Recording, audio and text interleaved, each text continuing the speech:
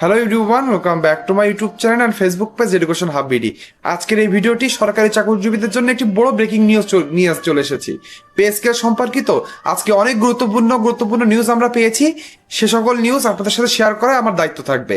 আজকের এই ভিডিওটি জানলে আপনি দুইটা বড় ব্রেকিং নিউজ সম্পর্কে জানতে পারবেন। প্রথমে এবং শেষে কি কি থাকছে সেটি থাকছে আপনার মোবাইল বা কম্পিউটার স্ক্রিনে। প্রথমে আপনি জানতে পারবেন পে স্কেল বাস্তবায়ন নিয়ে মন্ত্রী প্রতিমন্ত্রীদের কমিটির সর্বশেষ কি তথ্য রয়েছে। তারপরে আমরা জানবো ভিডিওর শেষ অংশে পে স্কেলের ফাইল যেদিন মন্ত্রিসভায় উঠছে এবং গ্যাজেট প্রকাশ হতে পারে যেদিন। পে স্কেল নিয়ে সরকারি চাকরিজীবীদের অনেক আগ্রহ রয়েছে, সেজন্য পে স্কেল নিয়ে আজকে সত্য এবং অথেন্টিক কিছু নিউজ শেয়ার করবো আপনাদের সাথে। আপনারা জানেন যে সত্য অথেন্টিক নিউজ নিয়েই কাজ করে থাকে ইউটিউব চ্যানেলটি। এর জন্য যারা এখনো সাবস্ক্রাইব করেননি তারা সাবস্ক্রাইব করে দিবেন। যারা ফেসবুক পেজ থেকে দেখছেন দয়া করে ফেসবুক পেজটি ফলো করতে ভুলবেন না। তাহলে চলুন আমরা সময় নষ্ট না করে ভিডিওর মেন অংশে চলে যাই এবং সর্বশেষ আপডেটগুলো পে স্কেল কেন্দ্রিক জেনে নিই। প্রথম অংশে আমরা জেনে নিব পে স্কেল বাস্তবায়ন নিয়ে মন্ত্রী প্রতিমন্ত্রীদের সর্বশেষ কি তথ্য রয়েছে আমাদের কাছে। বলা হয়েছে বাংলাদেশ জুডিশিয়াল পে কমিশন 2025-এর প্রতিবেদন পর্যালোচনা ও সুপারিশ তৈরির জন্য সরকারের কমিটি গঠন করেছে। গ্যাজেট প্রকাশ কমিটি গঠনের গ্যাজেট 6 আগস্ট 2026-এ স্বাক্ষরিত হয়েছে। সভাপতি করা হয়েছে অর্থ ও পরিকল্পনা মন্ত্রী মাননীয় মন্ত্রী আমির খসরু মাহমুদ চৌধুরীকে। সদস্যরা রয়েছেন স্বরাষ্ট্র, বিদ্যুৎ জ্বালানি ও খনিজ সম্পদ, মহিলা ও শিশু বিষয়ক ও সমাজ কল্যাণ এবং আইন বিচার ও সংসদ বিষয়ক মন্ত্রণালয়ের মন্ত্রীরা। এ সকল মন্ত্রীদের মাধ্যমে একটি হচ্ছে আপনাদের মন্ত্রী প্রতিমন্ত্রীদের নিয়ে একটি কমিটি গঠন করা হয়েছে। এই কমিটির কাজ কি থাকবে? এটা একই সকল পে স্কেল যে আমাদের তিনটা যে সুপারিশ হয় সেই তিনটা সুপারিশ একবারে করে কি পে স্কেল গ্যাজেটের জন্য তারা কাজ করছেন? জি না, তাদের কাজ রয়েছে কি বলা হয়েছে জানেন? তারা কাজ করবে মূলত হচ্ছে আমাদের বাংলাদেশ জুডিশিয়াল পে কমিশনের প্রতিবেদন পর্যালোচনা করবেন এবং তারা একটা সুপারিশ তৈরি করবেন। সেটা কিন্তু শুধুমাত্র বাংলাদেশ জুডিশিয়াল সার্ভিস ও পে কমিশনের জন্য। আশা করি আপনারা বুঝতে পেরেছেন। আপনি বলতে পারেন তাহলে তিনটা কমিশনের জন্য তিনটা রিপোর্ট তৈরি হওয়ার কথা, সেখানে একটা শুধু জুডিশিয়াল পে কমিশনের জন্য রিপোর্ট তৈরি হচ্ছে কেন? আর বাদ বাকি দুইটার কাজ কি হয়ে গিয়েছে নাকি সামনে আরো হবে? আমরা যতটুকু নিউজ পেয়েছি দুইটার কার্যক্রম শেষ হয়ে গিয়েছে, একটা কার্যক্রমই বাকি রয়েছে। সেজন্যই কিন্তু এই উচ্চ পর্যায়ে একটি মন্ত্রীদের নিয়ে একটি কমিটি গঠন করা হয়েছে। কমিটির আরো সদস্যরা রয়েছেন অর্থ পরিকল্পনা মন্ত্রণালয়ের উপদেষ্টা এবং জনপ্রশাসন ও খাদ্য মন্ত্রণালয়ের প্রতিমন্ত্রীরা। আশা করি আপনাদেরকে বোঝাতে পেরেছি। কমিটির মূল দায়িত্ব থাকবে পে কমিশন 2025-এর প্রতিবেদন পর্যালোচনা করে প্রয়োজনীয় সুপারিশ প্রণয়ন করা। অতিরিক্ত সদস্যরা কারা কারা থাকবেন? প্রয়োজন হলে কমিটির নতুন সদস্য কোয়াপ করতে পারবে। তার মানে যদি কমিটি মনে করে যে আরো কিছু নতুন সদস্যের মাধ্যমে কমিটির কাজকে আরো ত্বরান্বিত করা যাবে, তারা কিন্তু কমিটির সদস্য নিয়োগ করতে পারবে। সভা প্রয়োজন অনুযায়ী সভা অনুষ্ঠিত হবে, অর্থাৎ এই সকল মন্ত্রী প্রতিমন্ত্রীদের নিয়ে কিন্তু সভা হবে বলেই হচ্ছে পে স্কেলের উচ্চ পর্যায়ে এই কমিটি গঠন করা হয়েছে। সাচিবিক সহায়তা অর্থ বিভাগ কমিটিকে সাচিবিক সহায়তা করবে। গুরুত্বপূর্ণ তথ্য কি রয়েছে? কমিটি গঠনের সিদ্ধান্ত অবিলম্বে কার্যকর করা হয়েছে। আশা করি আপনাদের এই পে স্কেল সংক্রান্ত যে গ্যাজেটটি প্রকাশ পেয়েছে, বিশেষ করে জুডিশিয়াল পে কমিশনের রিপোর্টটি চূড়ান্ত করার জন্য যে কমিটি গঠন করা হয়েছে এ নিয়ে আপনাদের মনে অনেক দ্বিধাদ্বন্দ্ব ছিল। কি জন্য গঠন করা হয়েছে এবং এটার কাজ কি হবে সেটা আপনাদের কাছে স্পষ্ট করে তুলে ধরতে পারলাম। এবার আমরা চলে আসবো ভিডিওর দ্বিতীয় অংশ এবং সবথেকে গুরুত্বপূর্ণ অংশ, সেটি হলো পে স্কেল ফাইল যেদিন উঠছে মন্ত্রিসভা এবং গ্যাজেট প্রকাশ হতে পারে যেদিন। এই দুইটা গুরুত্বপূর্ণ প্রশ্নের অ্যান্সার কিন্তু আপনি পেয়ে যাবেন এই ভিডিওর শেষ অংশে। বলা হয়েছে মন্ত্রিসভায় ফাইল ওঠার সম্ভাব্য সময় আগামী সপ্তাহে অথবা আগস্ট 2026-এর শেষ দিকে নবম পে স্কেলের প্রস্তাব মন্ত্রিসভায় বৈঠকে উপস্থাপন করা হতে পারে। ভিডিওর এই অংশে এসে আপনি এখানে একটি ছবি দেখতে পাচ্ছেন, যেটি আমার ইউটিউব চ্যানেল থেকে যারা ভিডিও দেখে থাকেন তার শতকরা 80% মানুষ আমার ইউটিউব চ্যানেলটিকে সাবস্ক্রাইব করেন না। আপনাদেরকে বলে দিতে চাই, সকল কার্যক্রম বা সকল কাজ শেষে এই ভিডিও বানানো একটু কষ্টকর হয়ে যায়। তবু যখন আপনারা একজন করে একটা করে সাবস্ক্রাইব করেন এবং আমি নোটিফিকেশন পাই যে আমার সহযোদ্ধারা আমার পাশে রয়েছে, তখন কিন্তু এই ভিডিও বানানোর অনুপ্রেরণা বহুগুণে বাড়িয়ে যায়। এজন্য আপনাদের কাছে অনুরোধ থাকবে, এখনো যারা সাবস্ক্রাইব করেননি দয়া করে সাবস্ক্রাইব করে দিবেন। অন্যদিকে আরেকটি ছবি রয়েছে যেটি আমার ফেসবুক পেজের। ফেসবুক পোস্ট, রিলস বা গ্রুপস থেকে যারা ভিডিও দেখছেন তার সকলের কাছে অনুরোধ থাকবো আমার ফেসবুক পেজটি ফলো করে দিবেন। ফেসবুকে পেজকে সংক্রান্ত তথ্য পেতে এই ফেসবুক পেজটি ফলো করে দিলে আপনাদের জন্য সুবিধা হবে।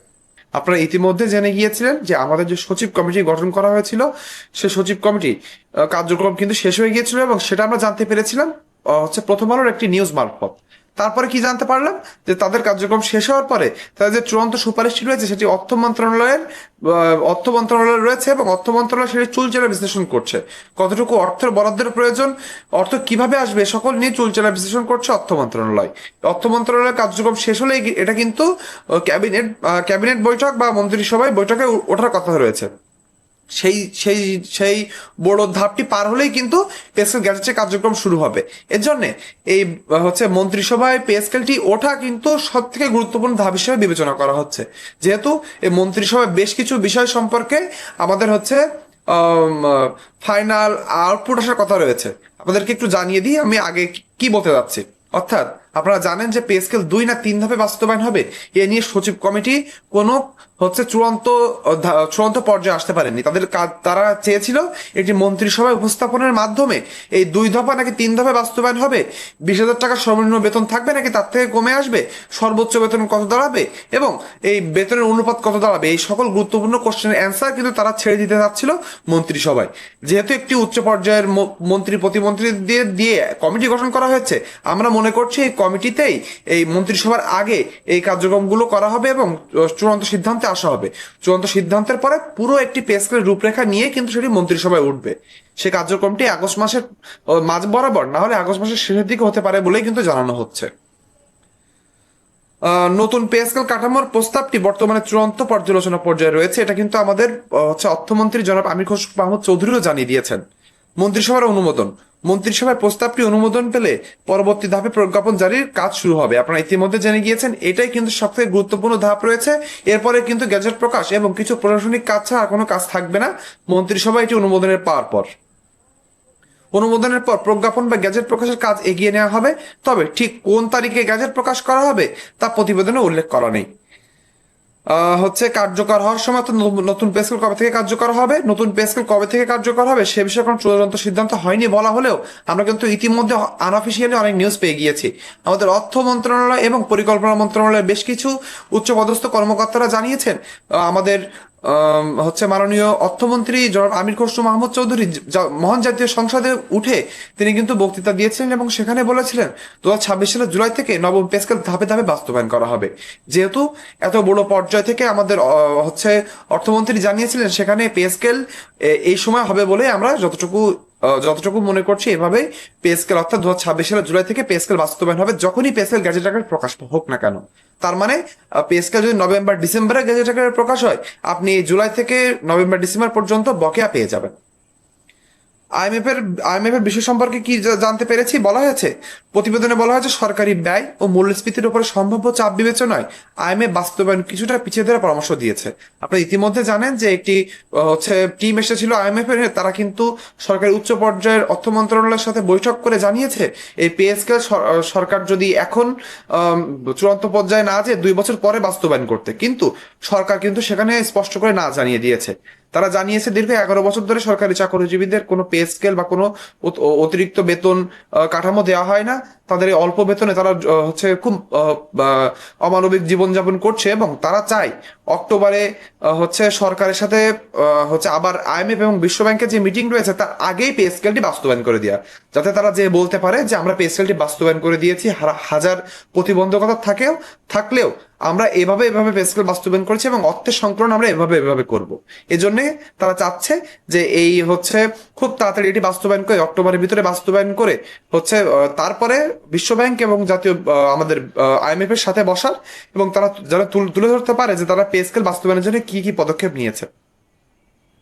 সরকার পুরোপুরি পিছিয়ে না গিয়ে নিজেদের আর্থিক সক্ষমতা বিবেচনা করে বাস্তবায়নের পথ খুঁজছে।